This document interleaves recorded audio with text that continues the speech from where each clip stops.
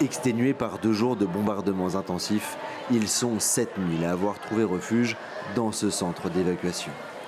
Depuis le début des combats entre la Thaïlande et le Cambodge, les civils se sont retrouvés piégés en pleine zone de guerre. Ce Thaïlandais et sa famille vivaient dans un des premiers villages touchés par les tirs cambodgiens. Les tirs ont rapidement commencé, entre 8h et 9h du matin. Et ça a continué, et continué. La dernière fois que ça a tiré, j'ai entendu 10 rafales. Ici, les secours s'organisent. Des dizaines de volontaires organisent des distributions d'eau et de nourriture. L'occasion pour la coalition au pouvoir de soigner son image, fragilisée par cette crise avec le Cambodge.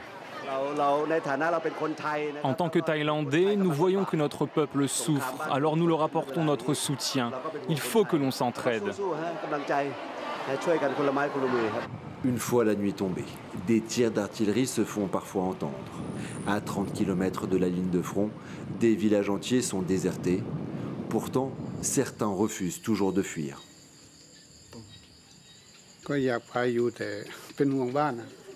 J'aimerais évacuer moi aussi, mais je suis inquiet pour ma maison. J'ai peur que des voleurs viennent la piller. Hier, je me croyais encore en sécurité, mais aujourd'hui, j'ai vraiment peur. Si les combats continuent, je crois qu'il faudrait mieux partir.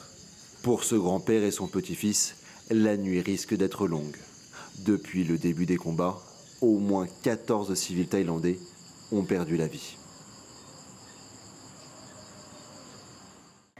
Malgré un conseil de sécurité des Nations Unies qui s'est tenu vendredi à New York, la Thaïlande a rejeté plusieurs propositions de médiation de pays comme la Malaisie ou la Chine.